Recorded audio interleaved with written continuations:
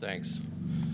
My talk is entitled Moral Injury, a Typology, but before I get into that, I just wanted to thank the seminarians, the people that participate in the research seminar that eventuates in this conference and the way that it flows. I could not do this without their help. So the fellows this year were Josh Kastner and Brent Kyle and Alycia LaGuardia-LoBianco. And I'm very thankful for them, for their work, and just for their friendship. It's been a great year. On the staff of the Stockdale Center, Dr. David Luban over there. He's the Distinguished Chair of Ethics. And then Mitt Regan, Senior Fellow of the Center. Strong contributors were Mike Skirker from the faculty, Chris Eberly, I think Chris is here, and Marcus Haydall also here, and Kevin Mullaney from the Law, Ethics, and Leadership Department. And then two midshipmen, fantastic midshipmen, Andrew Shue, who will introduce one of our speakers today, David Luban, later, and then Maggie Dodds, who will be on the next panel. So thank you all. It was a great year. So, on to my talk. For the past 3 years, I've co-directed a project sponsored by the National Endowment for the Humanities. The NEH asked that we help veterans understand their combat experiences using humanities sources, fiction, poetry, and narratives from 2 wars. With several purposes in mind, we decided to hold workshops, and this is Jesse Kirkpatrick and myself. We co-directed this. We decided to hold workshops comprised of 3 groups: veterans who teach at military academies, psychologists who treat veterans, and military chaplains. While the workshops can be therapeutic for participants, our main goals are to deepen their understanding of various forms of combat trauma and to provide humanities resources for teaching and counseling. Now, throughout most of the past century, the hidden wounds of war were characterized mainly as psychological in origin and expression. Shell shock, combat fatigue, and PTSD were attributed to combat stresses such as threats to life and associated with symptoms such as flashbacks, avoidance, hypervigilance, and feelings of isolation. However, military clinicians and chaplains increasingly encountered cases, recognized cases, that deviated from PTSD criteria. These cases possessed moral attributes such as wrongdoing, agency, and guilt, and required different treatment methods. Military psychologist Jonathan Shea coined the term moral injury in his 1994 classic, Achilles in Vietnam. And academic and popular explorations of the topic have proliferated in the past decade. So based on discussions and research associated with my NEH project, I wanted to first, in my talk, offer suggestions for defining combat-related moral injuries. That'll be my focus. And then briefly outline their causes and implications therefrom. So, in all of the literature, moral injury is said to issue from immoral acts of commission or omission, real or perceived. But from this common causal assumption, 3 distinct theories emerge that I found. The first predominates in Shea's work and focuses on wrongdoing by those in positions of authority in high-stakes situations. The subsequent injury is suffered not by the agent, but instead by the witness and or recipient of the act, for example, a significant lie. The authorities' wrongdoing, sometimes characterized as leadership malpractice, is experienced as a betrayal and can impair the capacity to trust authority figures and even persons generally. So, the critique. While I believe that this first theory of moral injury is problematic, the injury's moral cause, wrongdoing, does distinguish it from PTSD. But for moral injury to be distinguishable from any wrongful act that harms a victim, the effect should also have something to do with morality. And the next sentence is probably the key to my whole talk. More specifically, moral injury should be reserved for cases when wrongdoing harms a person's capacity for right action and moral virtue. So bringing yesterday into today. A loss of property, self-esteem, or trust in authorities does not necessarily do so. It is possible that injustice promulgated by putative moral authorities could undermine one's ethical convictions or sense of worth and subsequently reduce the quality of one's choices and character. But a victim of betrayal might also conclude that these authorities simply behaved wrongly and or lacked virtue. Okay? However, even if one's ethical convictions and self-worth remain intact, such betrayals can create profound spiritual and existential crises. The spiritual version results from the well-known theodicy problem of understanding how God can simultaneously be omnipotent and benevolent given the existence of evil in the world, especially the suffering and death of innocents in natural disasters. So we think of Voltaire here. Combatants may not be innocent and are usually killed by persons, but this problem nevertheless torments many who participate in wars.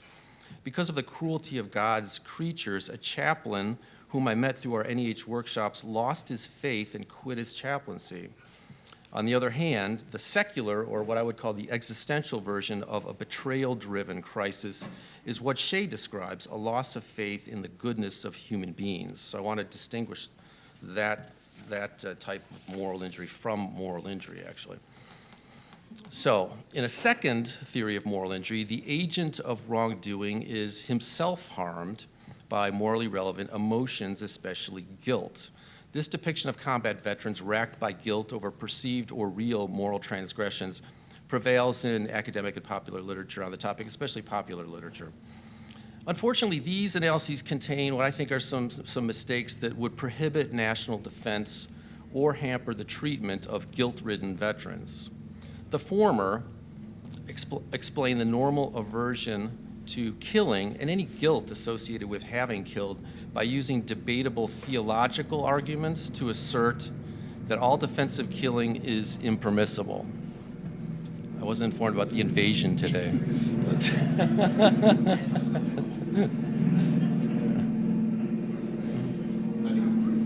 Yeah, right. Okay, what did you guys do? I'll give it a second. That sounds like an osprey, right? Yeah. Did it land yet? Yeah. Oh, okay. Yeah, okay. We'll get.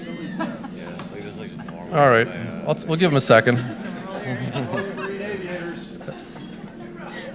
That's what happens at a military academy. Oh, it's landing.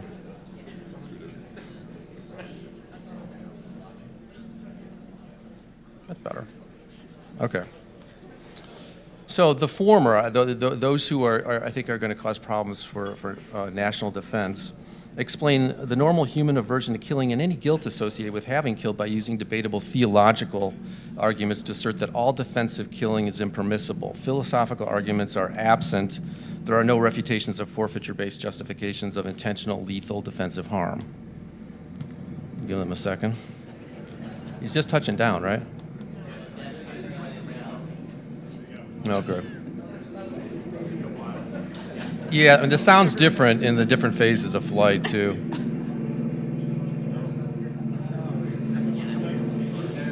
What's up? Yeah. Oh, just power on? Okay. I'm just going to power on. I'll get closer to the microphone. Okay. Okay. So other guilt-centric analyses recognize a right to self-defense but fail to distinguish between two forms of guilt, agent regret and remorse. Regret is the appropriate response, I would say actually required response, to harm for which one is causally responsible, which is either justified or excused. In such cases, the agent is not morally blameworthy. Combat examples include intentionally killing an aggressor or accidentally killing an innocent. On the other hand, remorse is what one should feel when culpable for unjustified harm.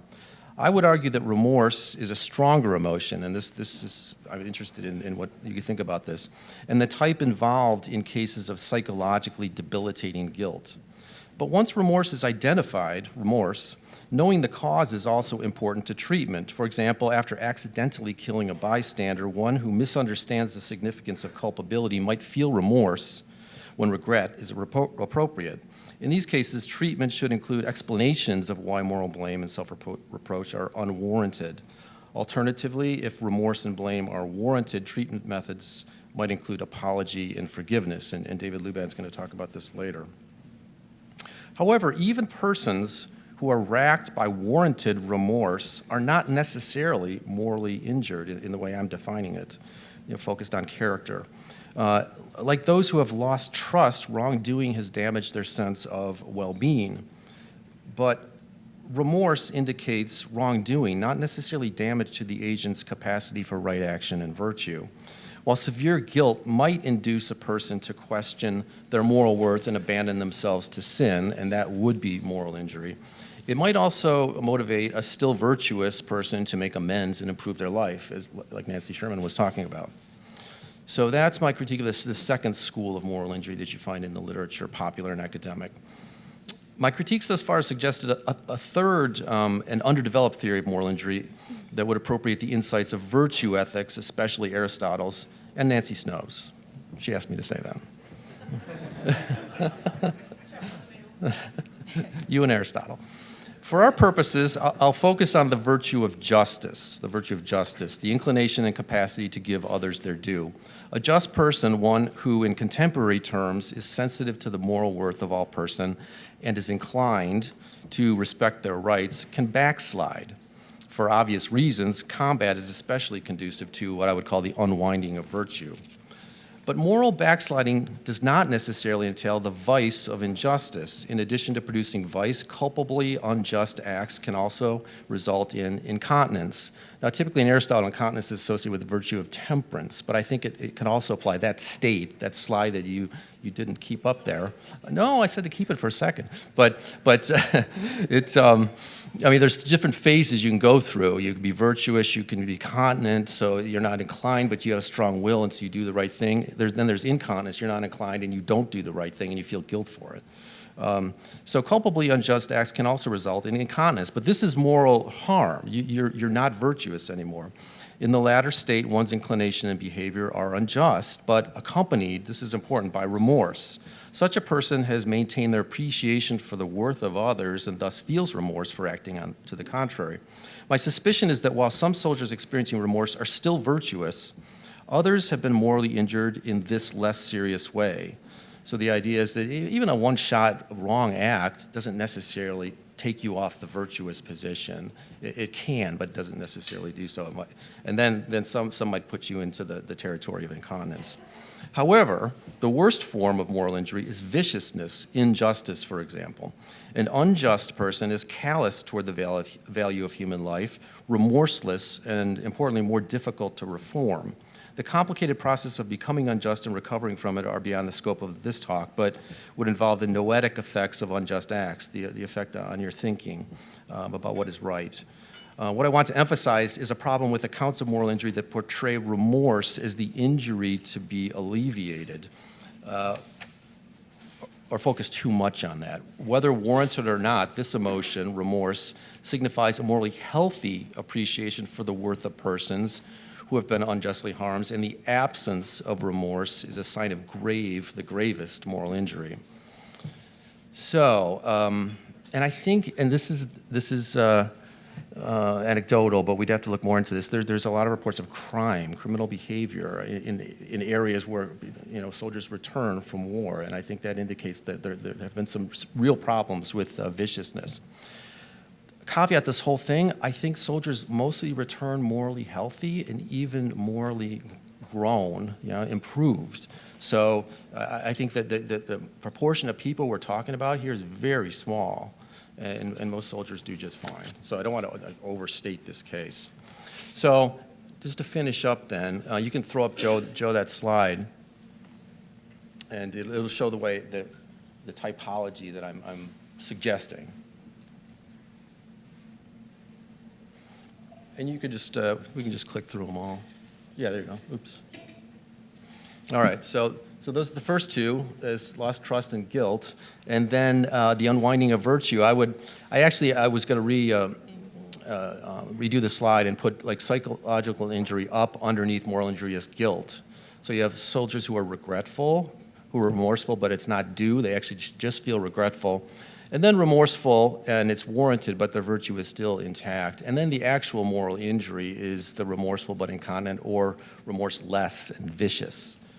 Okay, so that's that. And then we can just flick to the next slide on the causes. And this is just based on my NEH workshops, and you can just read through those just for the benefit of time.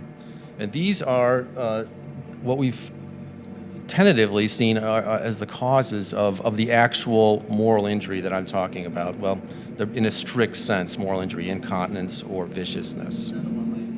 Okay. How are we doing on time? Yeah. Well, okay. I was going to talk about these last two very briefly, killing combatants for revenge and pleasure, and causing collateral harm. And I'm just going to stop at this point, and we can talk about that in the Q&A if you'd like to.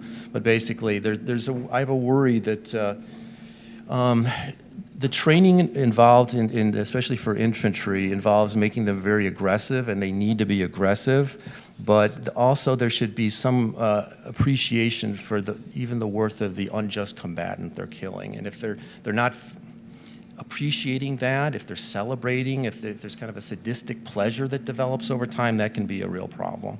And then killing and causing collateral damage, yeah, the actual moral injury, the reports that one has become callous over time by causing even proportionate collateral harm, makes me wonder about our moral theories and the relationship of experience to our moral theories. But we can talk about that in the Q&A if we have time. Okay, thank you very much.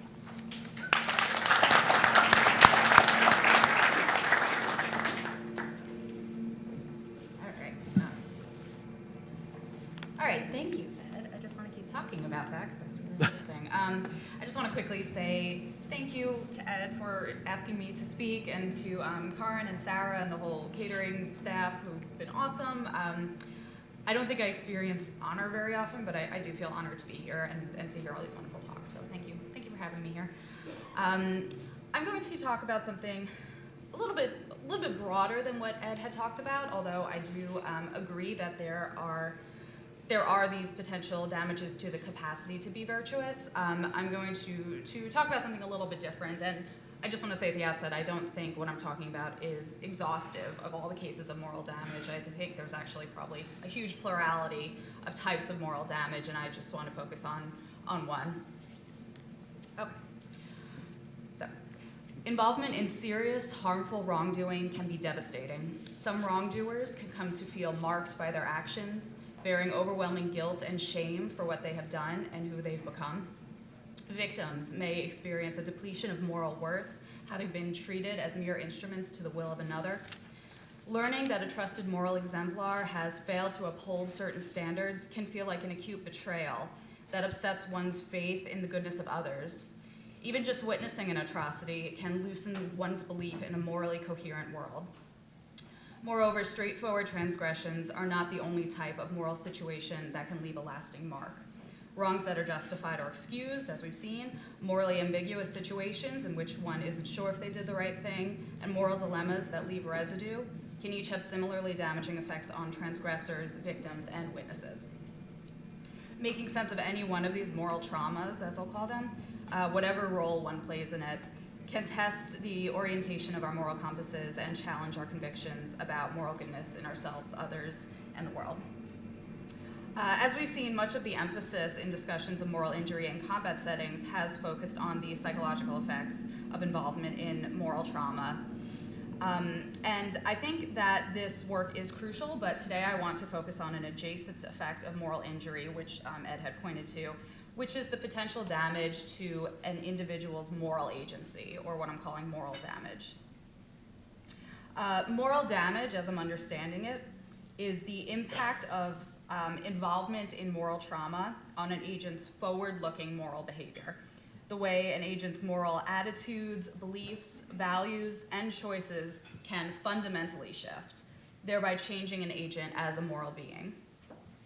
In cases of moral trauma, this is a destructive shift in which exercising moral agency becomes burdened in characteristic ways. And by burdened agency, I just mean that there are certain internal restrictions that make the exercise of moral agency more difficult, sometimes severely more difficult, or which limit certain agential options in regards to self and other directed moral choices and behaviors. One example of this really quickly is depression is burdensome to moral agency since, for instance, depression characteristically makes behavioral activation difficult, right? So that's one example of how options can be limited. They might not be impossible, but they're much more difficult, and that is what I consider a burden to agency. So that's the sort of thing I'm talking about. In particular, here, I want to highlight the role that an agent's reflective self-assessments of her own moral agency, those narratives she holds about her character and responsibility, can sustain moral damage and, in turn, impact her moral choices and behavior. So that's what I'll focus on here. Moral damage of this sort can involve viewing oneself as, for instance, morally inferior, permanently corrupted, or excessively responsible for preventing harm. And the serious impact of these damaged self-assessments will, I hope, be evident when we realize that both transgressors and victims of moral trauma can sustain similar damage in this regard, though, of course, for quite different reasons. So I'm going to lay out 4 characteristic types of moral damage that may result from encounters with moral trauma, and focus on the effects on transgressors and victims. Again, not capturing all cases of moral damage here. To do this, I want to introduce some theoretical scaffolding from feminist philosophy literature as a way to understand moral damage. This is how I sort of tend to think about these issues, and I think they're helpful. One area of concern in feminist philosophy is the ways in which living under oppression can come to shape its victims to harbor limiting desires, diminished aspirations, harmful beliefs, and disparaging views of themselves, which themselves help to perpetuate oppression.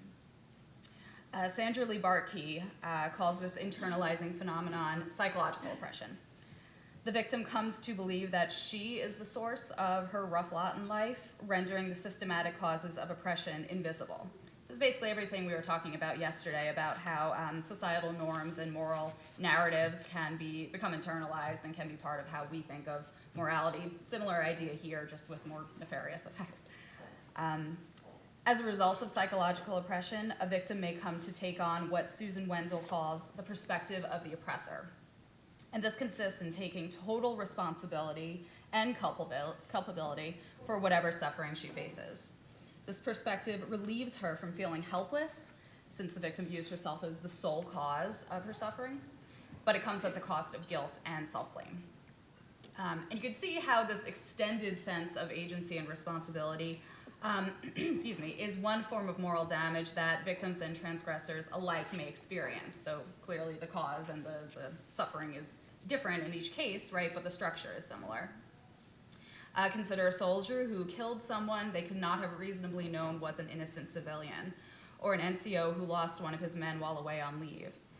A soldier who holds himself responsible, I think whether or not he is in fact culpable, can come to inhabit a version of the perspective of the oppressor, believing himself to be totally morally responsible for some harm or wrong.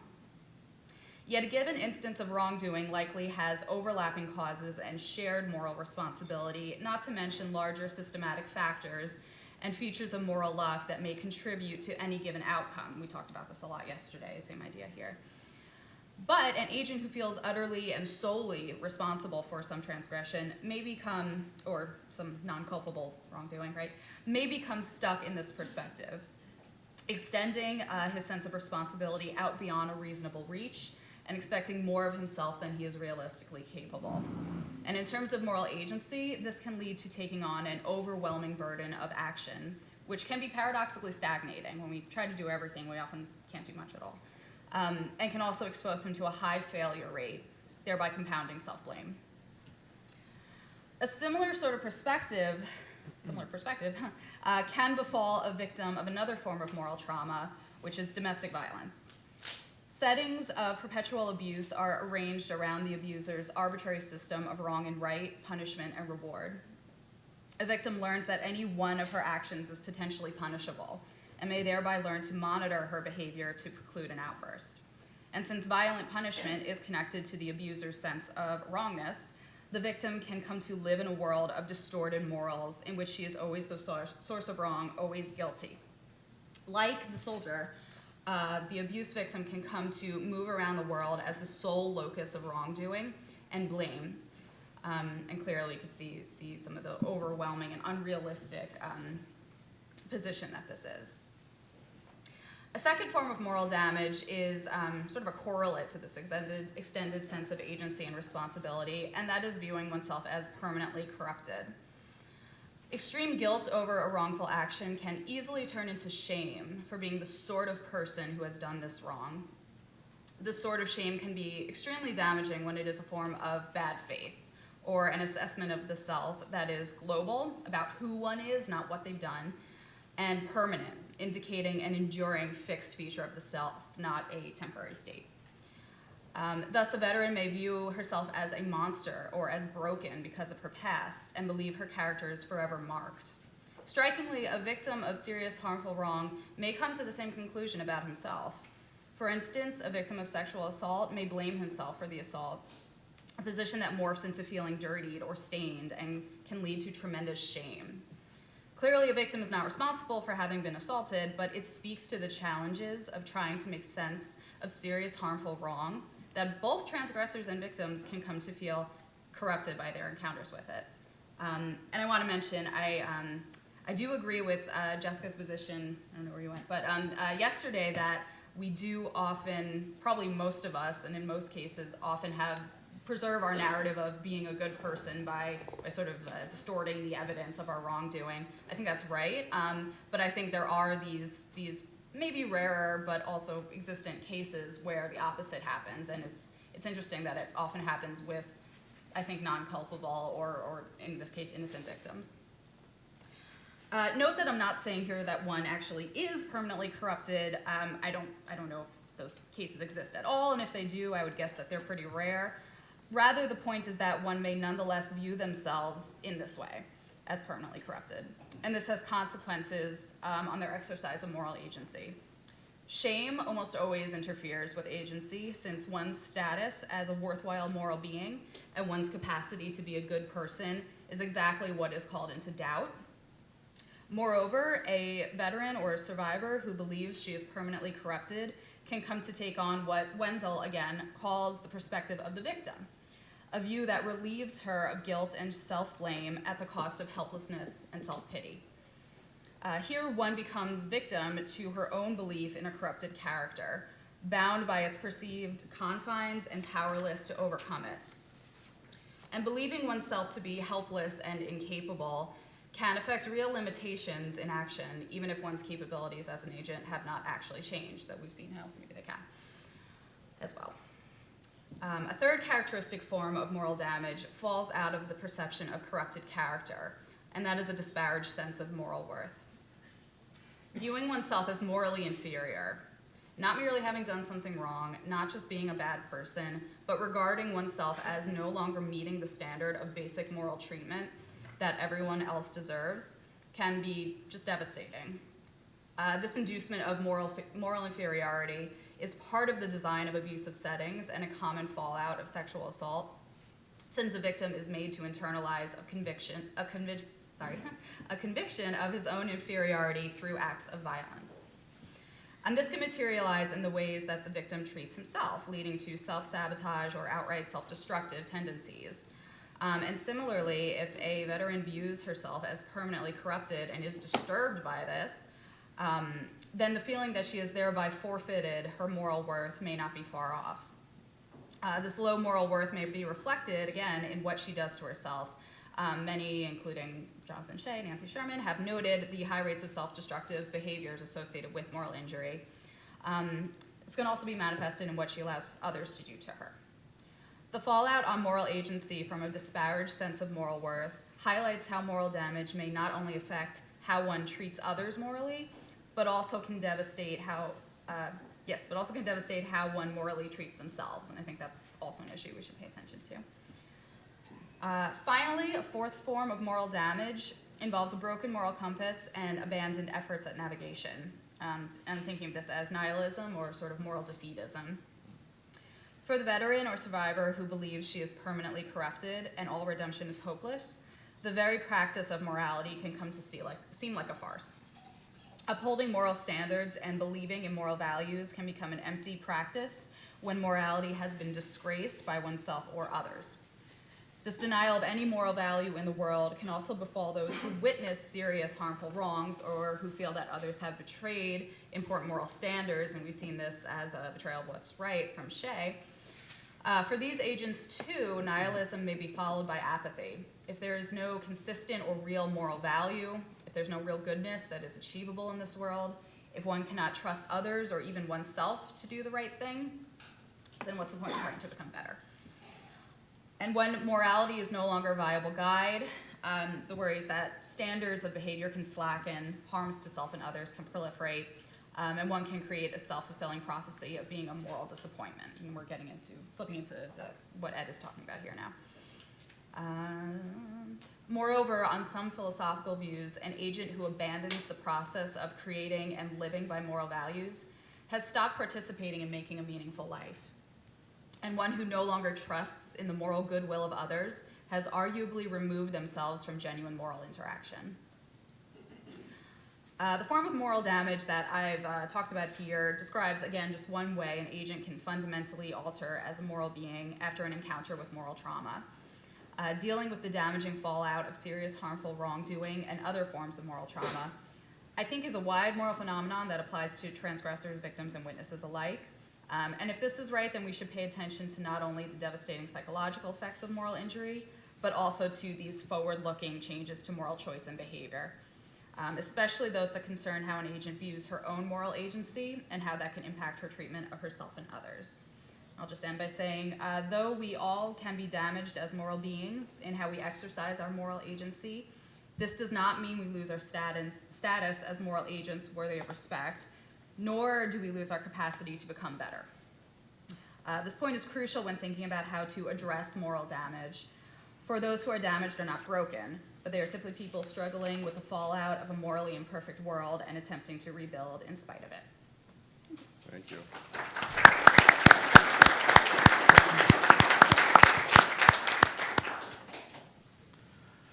So I'd like to echo Alicia's sentiment and thank Ed and the Stockdale Center for having me here. It's good to be back and good to see some familiar faces again.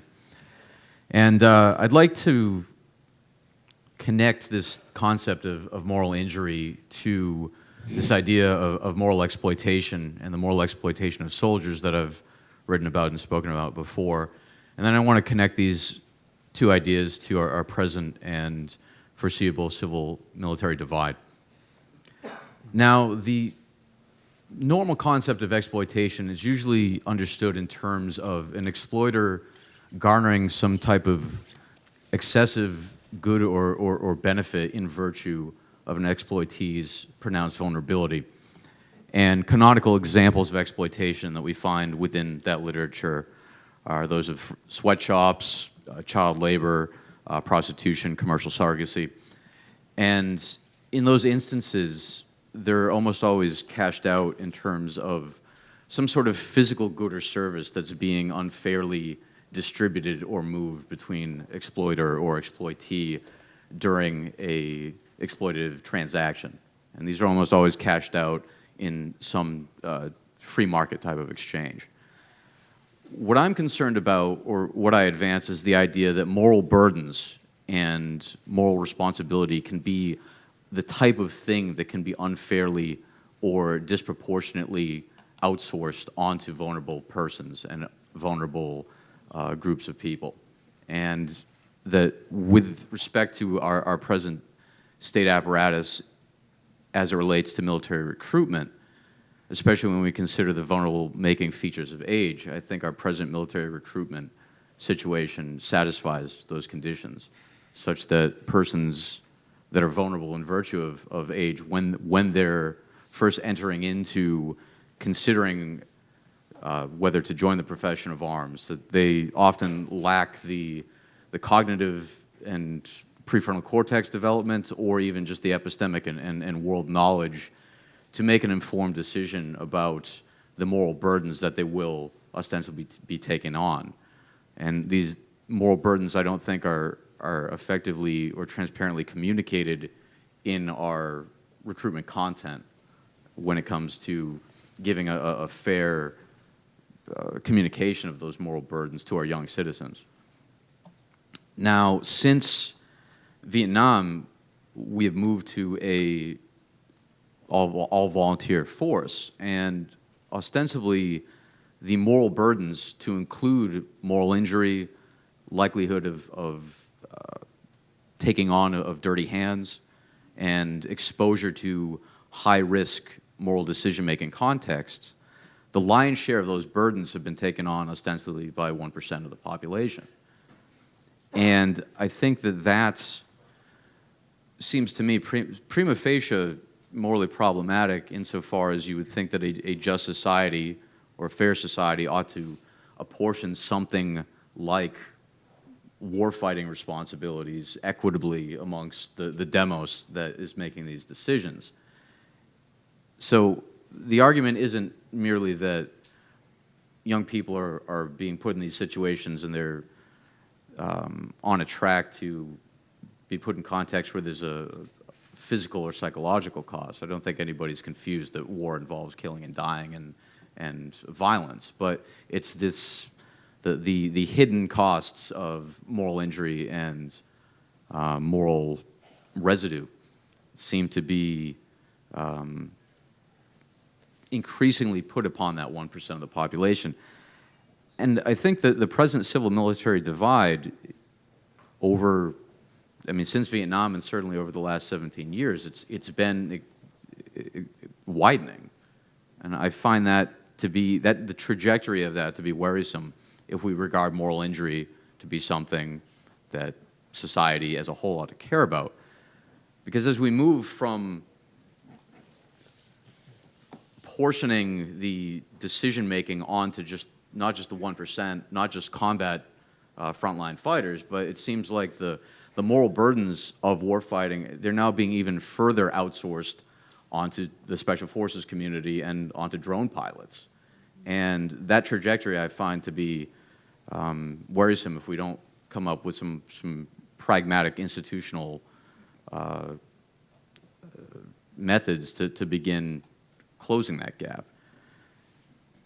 And I think furthermore that this distribution, it actually, the lopsided apportioning or distribution of warfighting responsibilities from the demos onto those who were recruited at a very young age, it problematizes the actual justification for continued warfighting itself.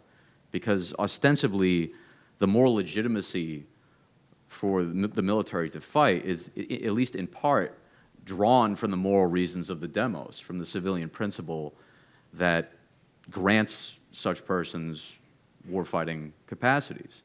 But if the civilian principle or the civilian body politic at large is radically disconnected from an understanding of what are the moral burdens of war ad bellum and in bello broadly construed, then the actual moral heft of continuing to fight begins to be put under pressure.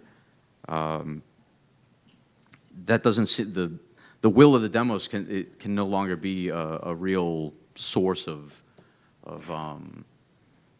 justification for continued war efforts. So here's some prescriptions that I would at least tentatively offer. I don't have any clear answers here. This is just some broad shapes that I'm seeing.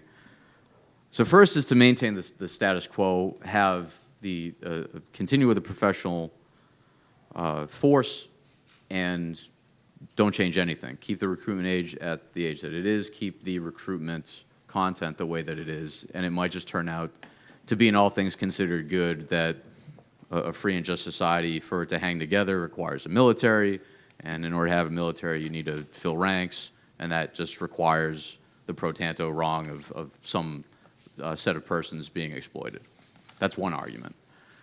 Second argument would be keep the all-volunteer force, but change either the age of recruitment and raise that a bit such that people can be making more informed decisions.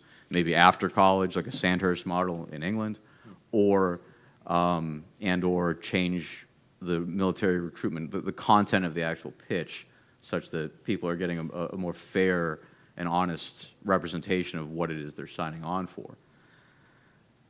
Second option would be to go to some sort of national service or national military service or draft model. You know, this is your classic skin in the game argument. Stan McChrystal I actually argued for this at an Aspen Institute talk maybe about 2 years ago. So that's a classic argument that's on the table, and that is fraught with its own complications and criticisms. But that might be one way to begin closing the civil-military gap and apportioning the likelihood of moral injury and dirty hands more equitably amongst the populace. Thirdly would be to have some sort of congressional requirement that some portion of Congress will have had served, or at least go downrange at a stipulated amount of time to at least have some feel for what it is to be at the tip of the spear. This, of course, has dangers with any liberal democracy, that we start doing that. We start inviting creeping towards Plato's Republic or to Highland's Starship Troopers. And then the last option would be the argument, hey, look, a deal's a deal. There was no exploitation at all. Buyer beware. You should have read the fine print. And that I find to be problematic in one of two ways. You can go to one of two ways with it. You can say, look, it is the case that it's just a fair deal, military service for education and job benefits, and that's a fair trade-off. However, if the state is making as part of its recruitment pitch an appeal to a duty of service, it can't on the back end then say caveat emptor, buyer beware. It can't behave as a state on the front end and then a free market entity on the back end. It can't regard its young citizens as claim that they are citizens that have a reciprocal duty to the state, and then on the back end treat them as mere customers and then enjoy all the metaphysical privileges of a free market entity. Or you can say it is a free market entity, but then you end up in a situation where I would see no rational or moral justification why you wouldn't then be able to allow any number of private military contracting companies to be recruiting at high schools. Because, hey, you know, why not open it up? It's just a free market entity that doesn't have any reciprocal relationship to its young citizens. So I think that's the way that cleaves, but you can't have the state and its military recruitment apparatus enjoying both of those metaphysical positions simultaneously. So that's some general thoughts, and would be curious to hear some of your questions and comments. Thanks.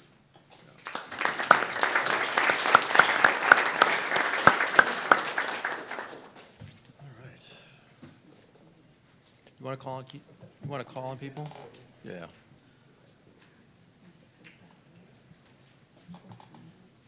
Well, we'll start with Nancy. You could call though after. Thank you. Should I use the microphone? Sure.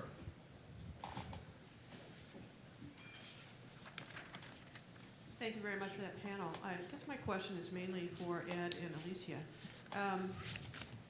And here's another moment of shameless self-promotion. So a number of years ago, I wrote a very short article on self-forgiveness. And this is on forgiveness of oneself as a second-best alternative to cases in which the forgiveness of others is not a possibility. And I'm wondering about that as a sage in the process of moral repair for those who have been perpetrators, perhaps unwittingly, and have suffered moral damage as a result. And I'm thinking of the individual in Nancy's talk who unwittingly bombed children. There's no chance that individual can go back and seek forgiveness. from that family. And I would regard such trauma as inducing thoughts such as, I'm not fit for human society. And so there are deep cases in which you just need to sort of rehabilitate yourself, and I'm wondering if you have insights on that possible line of thought. Sure. Yeah, I'll go first. We haven't read that literature yet, so that's coming in April, so I don't know for sure. We've formulated preliminary opinions about this. I have, at least. And so the role of apology and then forgiveness, self-forgiveness included, in healing moral injury. My thought is that apology is especially important. Whether or not forgiveness of others or third parties would help. That's a question I have. Self-forgiveness, though, seems very necessary. And as sources of insight, it seems to me that the process of becoming virtuous might be different than the one going back to virtue, given that guilt is now part of the equation. And so I think as sources of insights about going back, I would look to religious traditions as possibilities which emphasize apology and forgiveness, including self-forgiveness. Reform-oriented criminology and 12-step programs and even Nancy Sherman's treatment of Stoicism this morning, I think would fertile ground for those, insights. Thanks. I don't know if I have insights, but I can say some words. I do think self-forgiveness is super important. I'm still unsure about what forgiveness entails exactly. I think it's really confusing, and I need to sort it out. I think David Luban will talk about that later. Yes, he'll tell us what it is. Thank you. As far as how I'm thinking of it, I think the crucial point is the recognition that you are an imperfect moral agent, but there is better work to be done, and the recognition of a more realistic sense of agency and of virtue, I think. So that's why, Nancy's talk worked on this as well. I think that's crucial. One other thing I could say is that perhaps there can be some sort of preparation for that going into these situations. This is something we've talked about in the seminar quite a bit.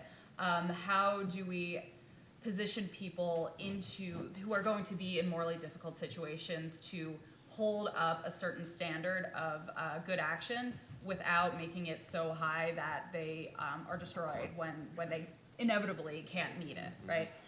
So building in sort of the tools for self-forgiveness up front might be something to think about. But crucially, I think self-forgiveness might not be total exoneration or letting yourself off the hook. I think some guilt or remorse probably remains, but I think that can be okay if it's productive, right? And if it's the right sort of motivator for being better. Makes sense.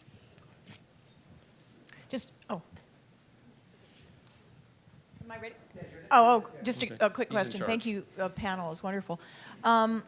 Maybe Shira could tell us a little bit about adaptive disclosure, because that is a method, empty chair sort of method where there's some sort of visualization. You imagine the person that you can't come to closure with taking the place of your alter ego and being compassionate as the other.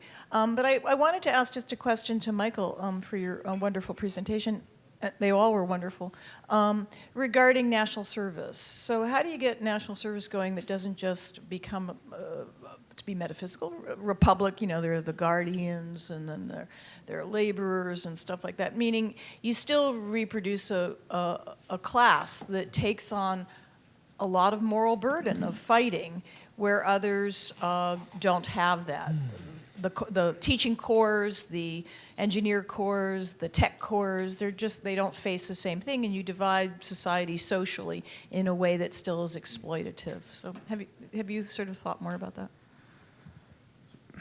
So the worry is that even were we to go to an all-service model, the apportioning of moral residue or moral responsibility, it still repeats itself just in that new structure. Some sort of class structure similar like this. I hadn't thought much about how it might just repeat.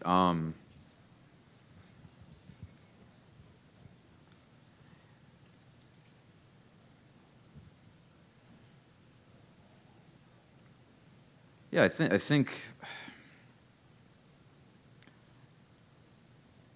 maybe there's something having to do with the voluntariness of it, right? Where at least if you had the class structure type scenario, then there wouldn't be this presumption or this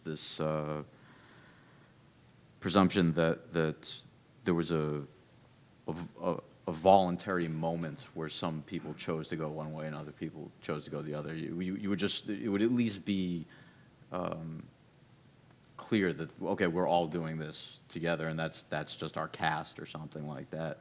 Whereas I think right now, the appeal to, oh, well, this is the present institutional arrangement is such that, well, it was those who freely volunteered and those who didn't. That to me just doesn't, for the reasons I just mentioned, that to me doesn't strike me as satisfying conditions of informed consent or voluntariness. You might have a market still. You might, yeah, yeah. Are going to be greater in one than another. Yeah. We have some limited time. Get a couple more questions in, please. Any mids? Any midshipmen? Right over here, and then there's- you have the microphone. I think. Yeah. Good morning, ma'am and gentlemen. Thanks for speaking with us today. I'm Midshipman First Class Jackson. Sir, Dr. Robillard, this question is for you a little bit. So, I was kind of listening to you talk about moral exploitation and how as a military service, like we bear like the moral burden associated with going to war.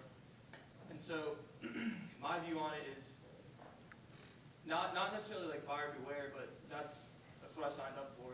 That's what I signed up to do. So like my sister and my mom wouldn't have to do that. And I'm not necessarily bought into like the buyer beware, like, you know, figure it out yourself argument. But sir, how would you respond to that? Isn't that what we signed up for? To bear the burden so that others wouldn't have to. How old are you? 21. When did you begin deciding to go into the military?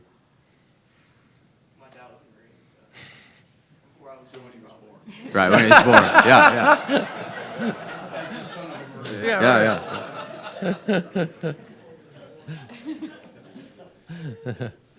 Yeah, I think that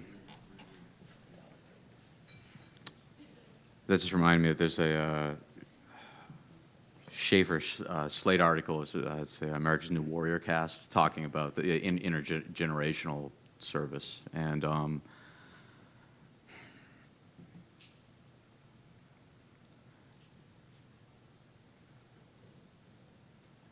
at some point, you need the wedge of personal responsibility to get into the causal story of a person's life, right?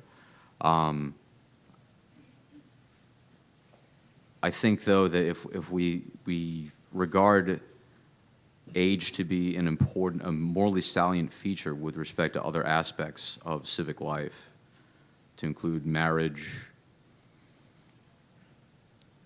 drinking, drugs, sex, voting, then being the bearer of the collective's warfighting capacities is something that ought to be attentive to age, particularly when we consider not just in bello behavior in combat, but also ad bellum considerations of going to war as such.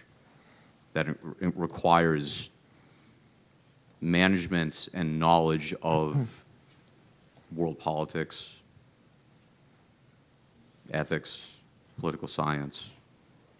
And this isn't to infantilize young recruits and to not say that they're not operating in earnest. But it just strikes me that just a fact of the world that even the best, most educated, brightest, most earnest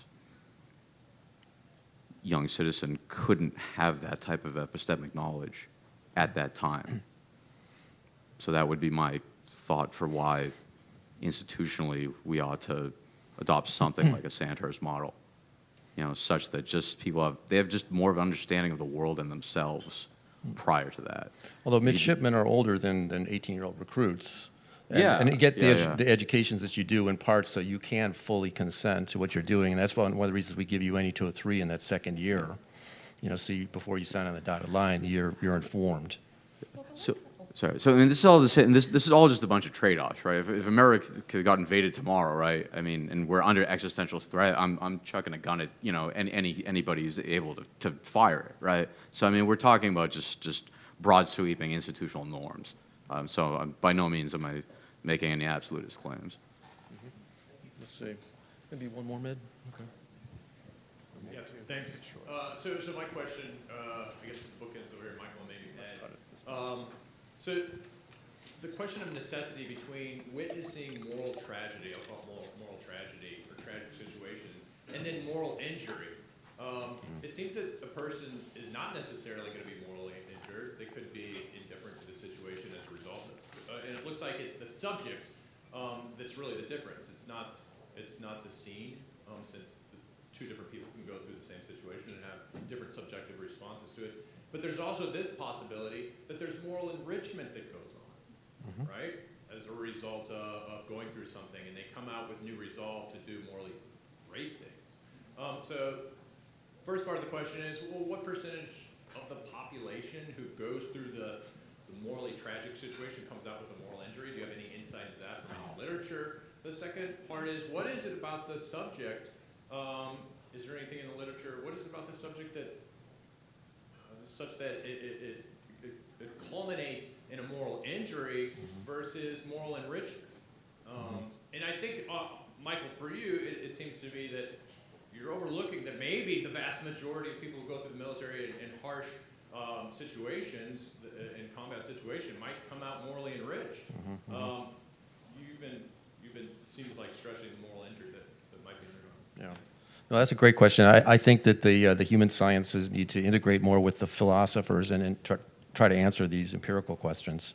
And that's one of the pushes, I think, for the next phase of this kind of thinking that I'm going to be doing will be. And I think Shira will probably have some insights into that, too, this afternoon. Yeah, I think that's definitely a possibility, and definitely probably a feature that is, well, I guess, just endemic to the human condition, where we think that really any trials are the things that they simultaneously are the things that break us, but also simultaneously things that we develop enrichment or growth from. So yeah, I don't want it to be too lopsided about my representation of things. So yeah, I think combat and what William James referred to as the martial virtues, that can be a space where there's an opportunity for courage. There's an opportunity for selfless sacrifice. There's an opportunity to subordinate one's ego for the sake of some greater, bigger project. And yeah, those can all be equally found within the space of combat or within the profession of arms. So I don't want to shortchange that. And yeah, so I think I agree with you. That's there as well. I'm gonna hop in, even though the question wasn't for me. There's a lot of transformative suffering literature, and it doesn't deal with combat in particular, but there are these questions about why do different people react so differently. Resilience comes up. I don't know. I don't know how helpful resilience is, because it seems that you're more likely to do well if you're already resilient, which is predicted by things that are outside of the actual thing you're dealing with, if that makes sense. So it seems like you have to already be resilient in order to show resiliency. But that's one place to look. And I do just want one note of caution. I think you're right that there can be this moral growth and maybe even a sort of, I've heard people argue for moral expertise that might come from dealing with this sort of different sorts of traumas. I think that's right, but I think we should also be careful about saying that these sorts of situations are ones in which a sage emerges, right? That this is something that creates someone who is now impervious to any sort of moral problem, right? So, I mean, I say that sort of hand-wavy because I agree that it happens, but I think, and I'm not suggesting you said it this way, but I think we should also note that these aren't all, we shouldn't send people in so that they could build their character sort of thing, right?